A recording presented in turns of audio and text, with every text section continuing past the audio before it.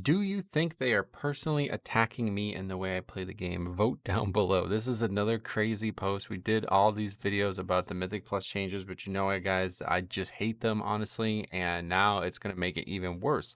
I'm going to read this post. It's very, very long. I'm going to try to get through the kind of the bullet points of it. We'll kind of go through it quick, and there's a lot to talk about. We're specifically going to talk about Blood DK stuff.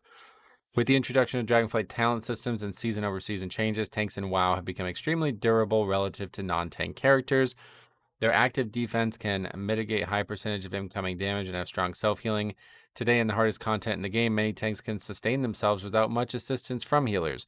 In some cases, we've seen it become optimal to do group content without a healer at all. Kind of. WoW is an MMO and its multiplayer aspects are a major strength. Okay, we don't care about this. Tank durability can cause some other problems as well, especially in challenging endgame content that we want to work towards improving. Enemy damage has increased to challenge tanks, but if it is increased too much, it gets spiky and puts tanks in significant danger if their defensives ever drop.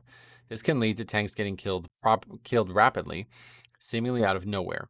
We feel this is unsatisfying and would prefer tank damage should generally be evenly distributed, but still threatened over time. If they're talking about all 6 tanks evenly, well, okay, sure. If they're talking about like with Blood DK in mind, perfect. That's great. I love that. Okay.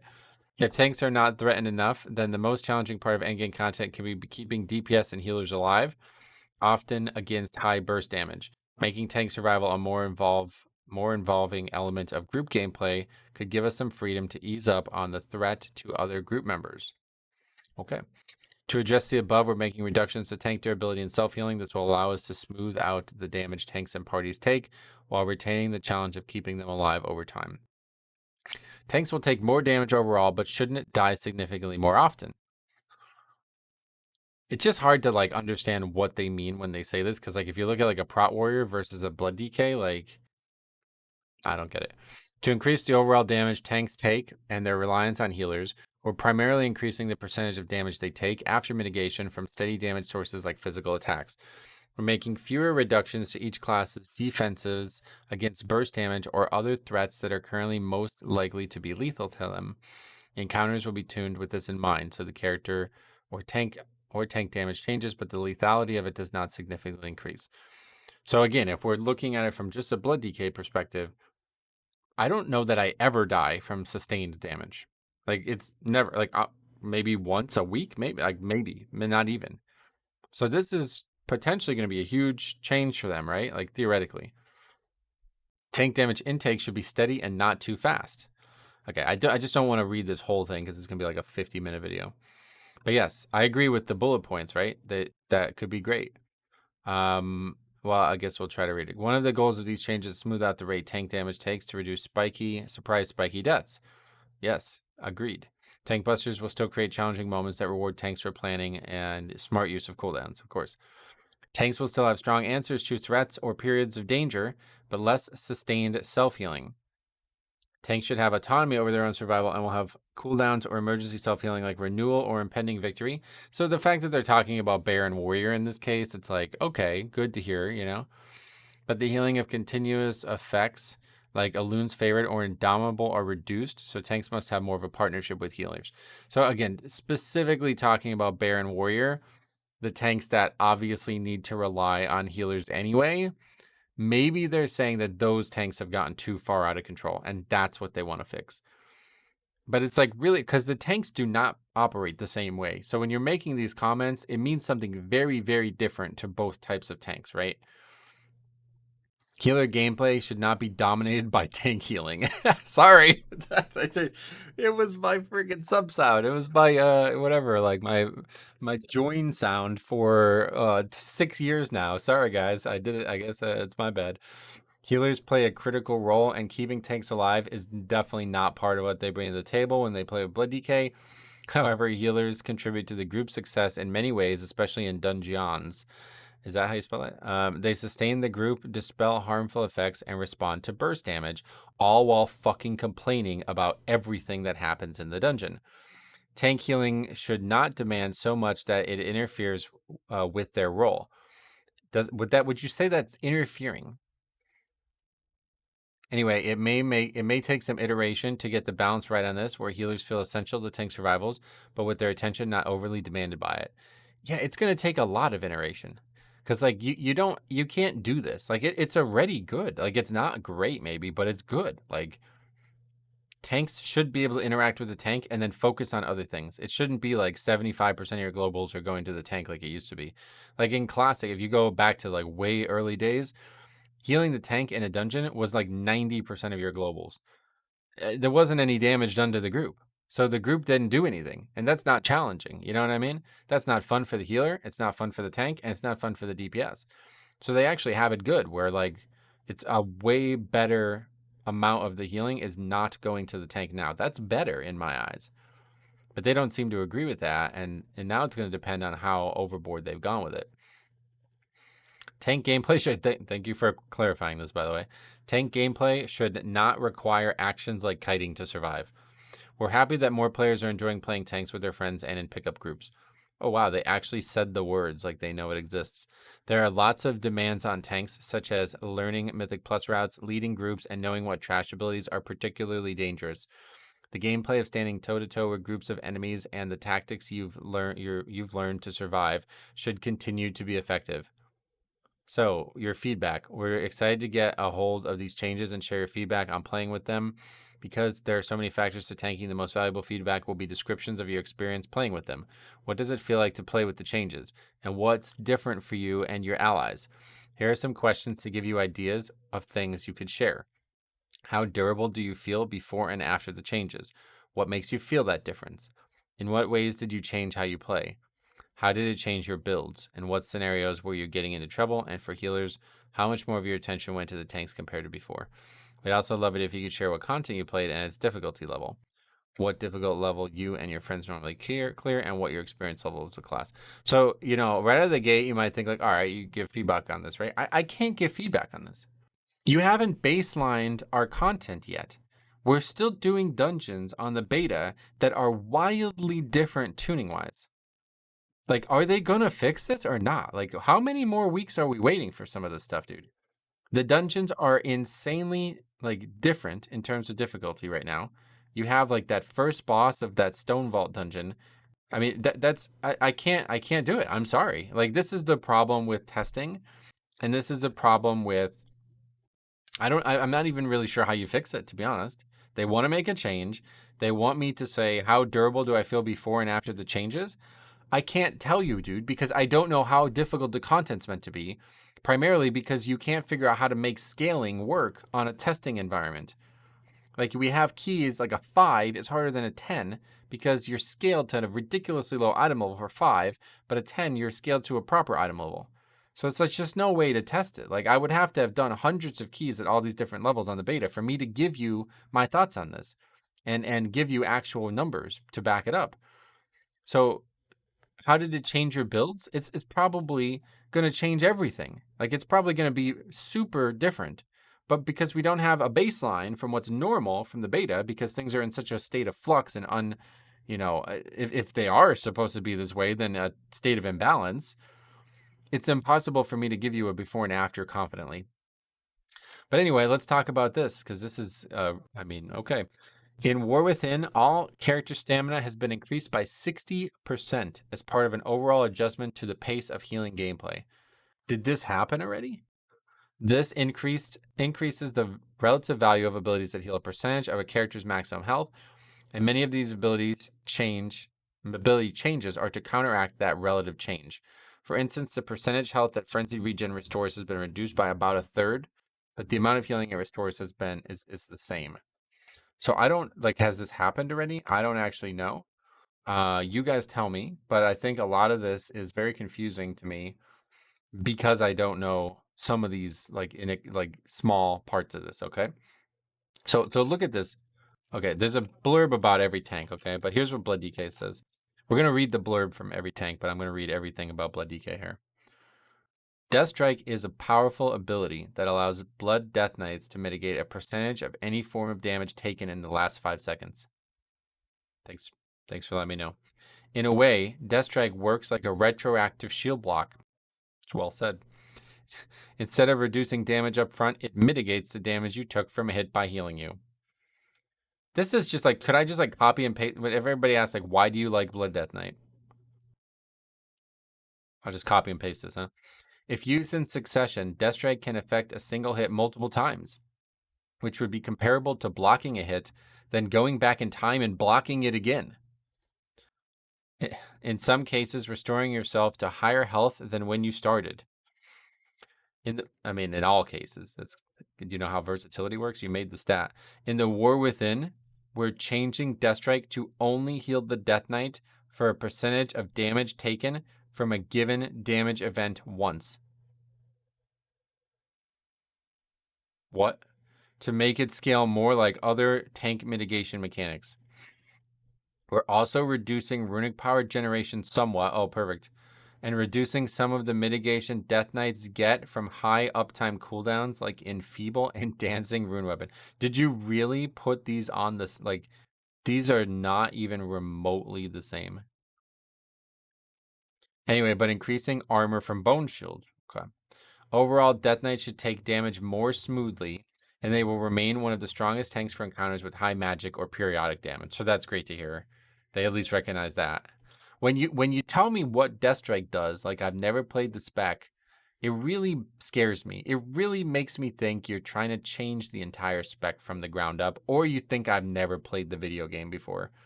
I don't know which is scarier to think about. But how like does it? I guess it's gonna. We'll just keep reading. But we're coming back to that. We also read that Death Strike can now only heal the Death Knight for a percentage of damage taken from a given damage event once. What the fuck are you talking about? How do you plan on making that happen? So I'll tell you right now, the Death Strike predictor that's gone. That weak ore is not going to work anymore. A new aura, Coagulating Blood, shows the amount of recently damage taken that will be used to calculate the value of your next Death Strike. Okay, so an actual aura. So it's going to be, you don't need a weak aura as much for it anymore. The aura description lists the value as a flat amount, and the number of stacks shows it as a percentage of your current health. Blood Shield's cap is now 50% of the Death Knight's maximum health, was 100%. And the cap is no longer temporarily increased by Vamp Blood. Wow. This should not affect how much Blood Shield Death Knights are able to generate while actively tanking, but will reduce how large a barrier they are able to accumulate while off tanking. And it's very rare that this was needed. Basically only in a raid situation or a situation where there's very little, not a lot going on. But this was a talking point that me and many other people disagreed with over the years because, I always talked about these things that increase your percentage of health. And people would always say that's irrelevant because you'll never have the minimum Death Strike, right? Well, in situations where you're not actively taking damage, like in boss transitions or phases where you're just like parrying everything or, nothing's happening or something like that, the minimum Death Strike matters a lot in that case. And that would substantially help you get your maximum health. Like it would basically double dip with this mastery thing, right? So now they're saying it shouldn't matter. But this does matter all the time because you're actively tanking every single second of a dungeon, but you're not actively taking damage every single second of a dungeon. And in those moments where you're not actively taking damage, you could potentially be building a barrier towards your next big damage source. And it's rare that those damage sources would challenge your health pool, but it does add up a lot over the course of a dungeon, especially as you're like done with a trash. Like if there's mobs that are like running away from you and you Death Strike a few times while they're running away from you, like in, Bracken Fellhole, now in Siege of Borealis again as well. That can be very valuable taking that into the next pack. And this is a substantial nerf in that case. What is the percentage of damage you take under those conditions? It's very small, but it is a big nerf, and they're miscalculating what it's going to do to people in this class. So anyway, Rune of the Fallen Crusader now heals for 4% of your maximum health, was 6. Interesting change. But I guess they're making that change because of the health change, which I still don't fully get. Runic Attenuation now generates 3 runic power, was 5. Enfeeble reduces damage dealt to you by 12%, was 15. Null Magic reduces magic damage taken by 8%, was 10%. So basically just flat nerfs to most of this stuff. Bone Shield's buff, though, 100% of strength was 80%. So a sizable buff there, but not enough to outweigh the changes so far, I don't think. Like, really, all of these changes alone are massive compared to this. Leeching Strike now heals you for half. That doesn't matter because I don't think anybody has ever taken that. Dancing Rune Weapon increases parry chance by 35%, was 40. That's a big one, and I don't know. It may matter more than I realize it will matter late in the expansion when people start getting towards that near 100% uptime, or near 100% parry during Dancing Rune Weapon. Each active Dancing Rune Weapon generates 3 runic power when mirroring Heart Strike, was 5. So these are substantial changes to your actual ability to Death Strike as well. Everlasting Bond increases Dancing Rune Weapon. Oh no. Oh, that's a big nerf there, man. That's a massive. These are massive nerfs. Blood Drinker reduces the damage enemies deal you by 15%, was 20. We talked about this talent a lot. It does feel like it may be very good for any time where you're constantly getting a Tank Breaker coming in. Bone Storm heals you for 2% of your maximum health up to a maximum of 10. But to compensate, they made a 20% damage buff to it. Okay. So these are all substantial changes. I do want to read the blurb from all these other ones and just see what I think. Before we do that, though, I need to talk about this. Because, yeah, I don't like... You're overcomplicating, again, well, this is very surprising, isn't it? You're overcomplicating something that doesn't need to be this complicated, man. You're making this more complicated. Do you realize that? The amount of recently taken damage that will be used to calculate the value of your next Death Strike. The aura description lists the value as a flat amount, and the number of stacks shows it as a percentage of your current health. So we'll see what this actually looks like in game, because when I read this, I cannot visualize what it will look like in game. But these are substantial nerfs to Blood DK. And the double Death Strike thing, plus the, like, it's a ridiculous nerf. Like, these things together are huge, huge, huge nerfs. When you have a hit that hits you very hard, and then you don't have any substantial damage coming in for a while, both of these together, like, because this would double dip, right? This would allow you, if you can Death Strike 2 or even 3 times in that window from that big hit, this would allow you to get a maximum 100% health cap shield, and with Vamp Blood up, it would be very easy to get even higher than that. So these are substantial nerfs. Like, in a Mythic Plus scenario, substantial nerfs. Will it, like, and the only thing they changed was they gave Bone Shield more armor. That's the only benefit. So I don't, like, it's a really weird thing to say out loud, because most of our physical mitigation is now coming from our mastery. Like, if you look at the way it's changed from Shadowlands to Dragonflight, mastery was, like, tripled because of the talents and the changes. Now, they didn't make any changes to some of the new stuff, like to the hero talents, which would be augmented by things that haven't been changed. Like, for example, the Blood Plague changes. That is now going to be a more substantial trickle of health in, and not a lot of overhealing, potentially. And that could play very well with the Bone Shield armor changes, because it may be more about a sustained amount of healing being needed rather than a spiky amount of healing being needed.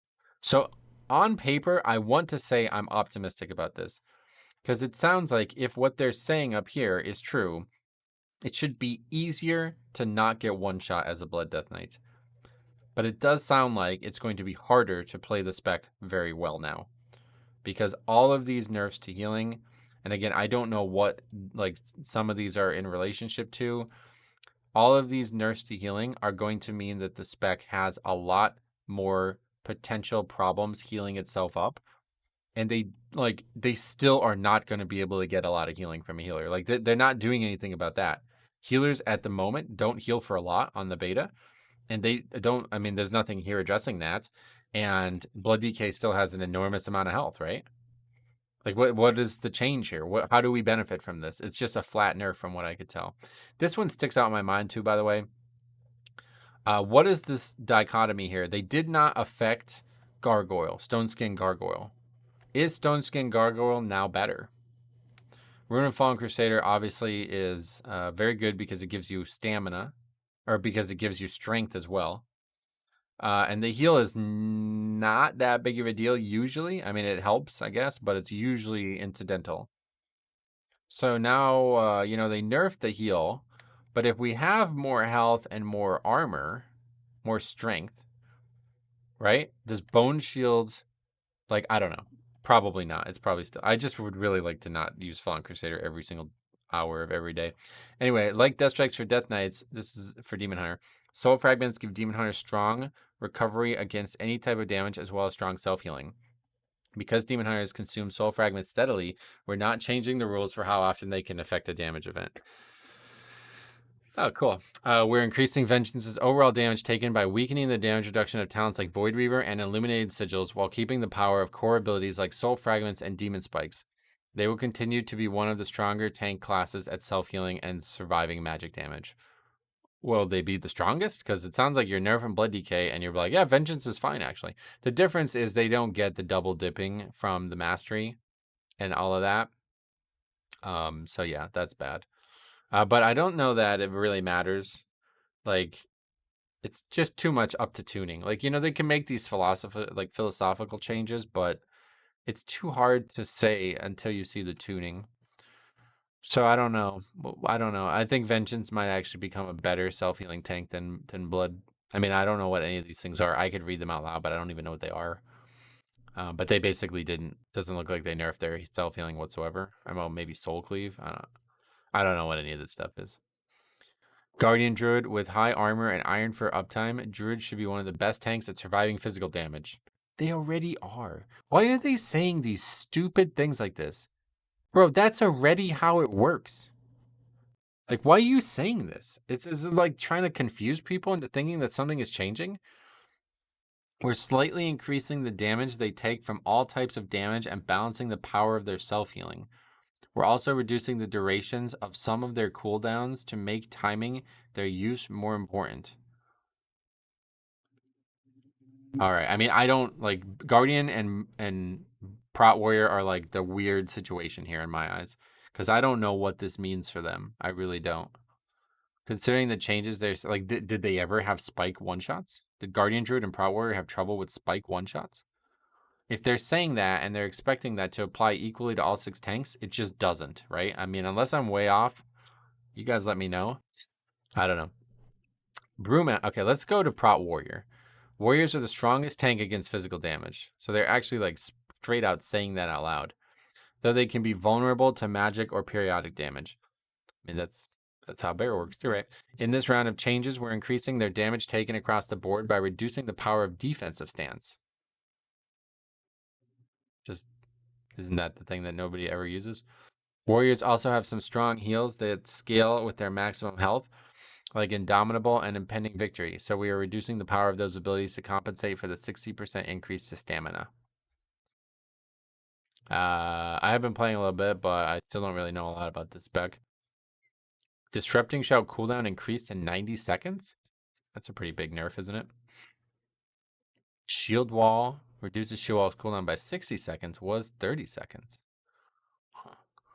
Well, I don't know enough about this stuff, like I said, to comment on it, but basically it sounds like they're not changing Prot Warrior or Bear. I mean, these are obviously all being changed, but it's basically like, hey, it's like, sorry, Metro. We see that you've been doing a lot of soloing and carrying healers. We don't really like that. That's what it's. I mean, honestly, it's obviously narcissistic to say that, but it's like that's exactly. It sounds like exactly what they're saying. Because Blood DK is not even in a crazy good state. It's been way, way, way, way stronger in the past relative to other tanks. Prop Pallies have a balance of good defensives against both physical and magic damage. They can be in danger if they lose the defensive power of Standing and Consecrate, or if the armor bonus from Shield or Righteous drops. So we are not reducing any of their passive physical defenses like armor or block. Like Druids, Guardians have high uptime on their defensive cooldowns, so we're pulling back some of their durations to make timing their use more important. We would like Paladins to have slightly more self-healing, so we are increasing the power of Word of Glory. So yeah, basically no changes to prop Paladin, theoretically. Healers have more time to heal monks than other tanks because stagger spreads out the damage they take over time. This It's like they're like literally just like summarizing why the tanks are the tanks. That's kind of crazy. Our goal is for monks to take a little more damage overall than other tanks to offset this effect. However, we feel that their overall magic damage mitigation is a little low compared to other tanks and are improving it somewhat by buffing stagger and its value against magic. To increase their physical damage taken overall, we're primarily reducing the dodge granted by elusive brawler. Okay, this is like theoretically great. This is how it should be addressed for all the tanks. They should be trying to shore up the weaknesses and flatten out the failure points. That's the way I would do it. Like, they did it well for Blood DK, even though it's a nerf. Like, I would imagine it's a nerf for sure.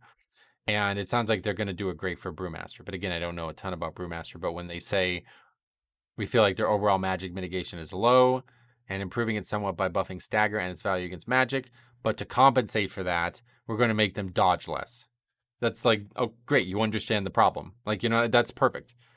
And then you have Prop Pally. It's like, well, if you play bad, you might die. So we're not going to change anything because you might play bad. Am I missing something? Like, what am I missing? I must be missing something. I mean, they did nerf Shield of the Righteous. I don't know. I guess I should. I used to care more about the other tanks, but Jix messaged me about this. He says it looks like Blood DK was overly nerfed compared to other tanks, and I would agree with that. Even though I don't know anything about the other tanks at this point, I basically don't understand really half the like. I can't even tell you what most of these things do. Like, I really can't. Like, I don't even know what like some of these spells are anymore. You know what I mean? So I'm kind of lost in that way. But I know these spells, and yeah, it's pretty rough. But we'll see. I did not plan on doing anything on the beta, and I kind of still don't, honestly. But I probably should. So I don't know. I don't know what happens from here. I have a lot of stuff going on IRL now all of a sudden, so I would like to test out what they changed. Does this happened already? I don't know. Like, announced tank tuning coming. Is it going to be next week? So I don't. Next week's a pre-patch, so I don't know. But let me know what you guys' thoughts are on this, especially the Blood DK stuff. To me, this sounds like it is going to be like you're going to get way less Death Strikes off. You're going to heal way less with Death Strike, and you're going to get way less Mastery. And that means you're going to be way, way, way weaker. Like, way weaker. You're going to be like probably like 30% weaker or something, just based on the numbers that I'm seeing here. And that's what I was saying before about Ruin of the Fallen Crusader, because it makes me think like having the stable health and strength increase from Stone Skin Gargoyle may now be far more valuable, especially given the Bone Shield changes and the philosophical changes they're trying to make there. It may be more, incumbent on us to try to just lean into this. Okay, we're fine more regularly and not have to play like now, because the double cheat Death Trinket, like treat Death Trinket plus Purgatory, right? That is a response to the fact that you get one shot constantly or get overwhelmed by damage and you can't respond constantly. So maybe we don't need those things anymore. So like right out of the gate, the feedback, what did you change about how you play? I don't have to take Purgatory anymore? Could you imagine? Like, could you imagine a world where the spec is now not like it was for the last 4 years, really since Legion, we could say, basically since the second season of BFA, and we're not constantly in danger of dying at any given moment? I don't see that world happening. But if they actually said what they said and they mean it for Blood DK specifically, like if you take more damage overall, but you don't die more, then theoretically that means Blood DK is way different, right? So let me know what you think. Thanks for watching. We'll see you in the next one.